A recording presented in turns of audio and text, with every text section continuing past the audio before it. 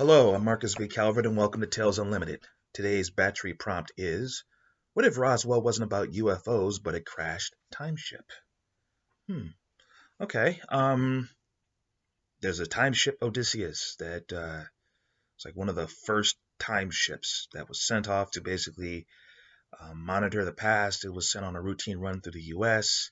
Um, tracked every key stages of U.S. history. And ironically, they decided to do a pit stop at Roswell to see if aliens really did land, and they crashed.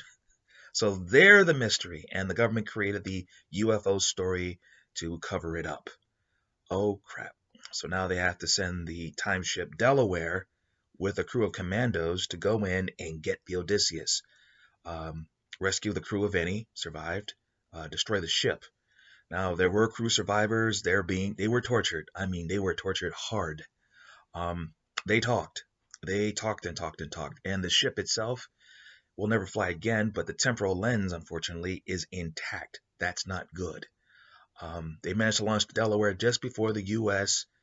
Way back in the past, altered the future so abruptly and so thoroughly that time travel was never discovered, and the U.S. takes over the world. There's a shadow cell of the government that's like, yeah, tell them it's about aliens, haha. And every so often we'll give them a gadget to prove it, quote unquote, with the air quotes. But in reality, it's about time. And every decision made ever since was to drive U.S. policy toward utter dominance because of this time lens, right? Problem is, even though the time lens is 100% accurate, you're messing with time itself, like overheating an engine, like stressing it, like driving it all wrong. Sooner or later, time is going to crack. That's one possibility. Because maybe in the future, the U.S. doesn't exist. That it made an entirely different string of decisions, most of them actually pretty good and benign, and got swept away. Somebody else took over the U.S., or something took out the U.S.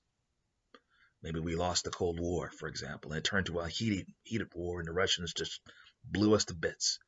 They fragged our early warning systems and just nuked us. Boom. Um, or maybe something else. Maybe it was a different pandemic, and this one was worse than anything ever imagined. But the people with the temporal lens, they want America to be first, last, always dominant.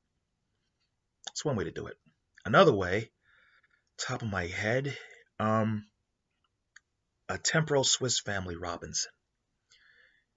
So the characters are on the time ship Odysseus. They crash. Maybe one or two of the crew die, but there's a family of time travelers who escape. And it's a period piece. They're being chased. Da, da, da, da, da, da, da. And you have the temporal lens. And they're trying to get it. They're trying to get it more than they're trying to get you. They have this fancy ship. They have the power core. Da da da. You can't destroy it because basically the time lens also doubles as a beacon, and it's how rescuers could find you if they come to the right time period. First, they have to find the right time period. Then it's like GPS. Boom, finds you. The problem is, some really smart people back in Roswell, and they will reverse engineer a way to track your GPS based on the time ship tech. So who finds you first? Your people or Uncle Sam? I'll stop there. That's how I could write it. How could you write it? I'm Marcus V. Calvert. This is Tales Unlimited. Please check out talesunlimited.net. That's where the podcasts are. Two of them. There is the Batchery Daily Prompt and the Disturbing Thought of the Day. Both roll every day, even after spring forward time changes. You see what I'm saying there? Daylight savings. Okay, also, there are book links. Go straight to Amazon. Hit any of them on the website. You'll be there. Books are available on print and ebook. Please check them out. There's the Batchery series. There are 200 writing prompts and a little wisdom on writing. The logic being, if you follow the system through, you can take out that first novel that you've been struggling on for years. Well, this system will help you get around the typical barriers to writing of that first novel. And if you follow it through, you'll be able to sell books and start your business as a writer if you wanted to while you're working on the novel. Check it out. It's also got material for game designers, I don't know, evil GMs, comic book writers, screenwriters, even veteran novelists who don't need help writing the great American novel, but all of those groups have the advantage of 200 strange writing prompts. These are not normal things. So if you take a writing prompt and you're a novelist and you work it to your specs, you might write the next 5 books based on one idea in Batchery. I'd be honored. Knock yourself out.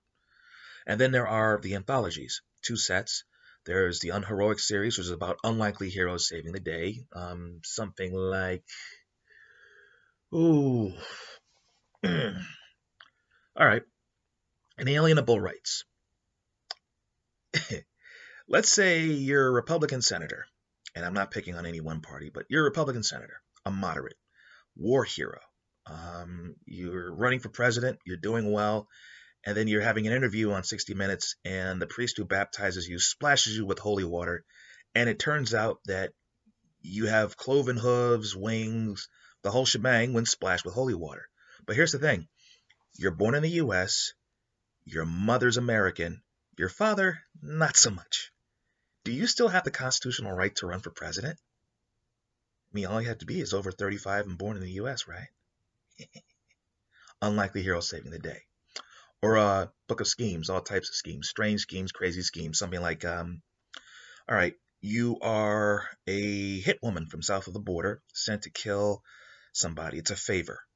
This person's a serial killer. They killed the son of somebody connected. You're there to settle it. You've been paid. You're already just going to go and get this done. You shoot him. Boom, clean kill. And then as you're taking pictures of the body, his reflection tries to kill you. That's schemes.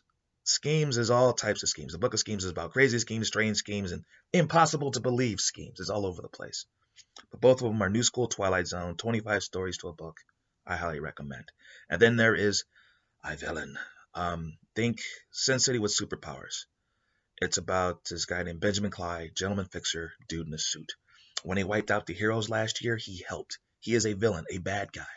And it's not that he personally led the charge, it's that he has the best mercs money can buy. He handpicked them. Over 400 so far.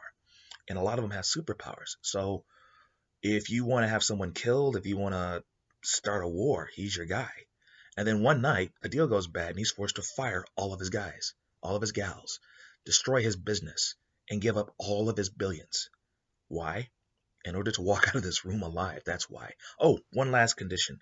He has to fight crime in a place worse than Gotham, personally. If he takes a night off, he dies. If he leaves town, he dies. If anyone helps him, they're marked for death. His life expectancy is days. Well, here's the thing. He doesn't just survive. He thrives. He survives, he thrives. He basically rebuilds himself as a different type of entrepreneur. He creates an organization called I Villain because when he was fighting solo, he was saving the world every so often, and the bad guys he was taking out had money. So his business model is kill the worst villains, take their stuff. And it turns into a lot of money. Too much money. And folks start coming after him. Working on the 5th book now. I'm Marcus V. Calvert. This is Tales Unlimited. Please check us out. Have a nice day.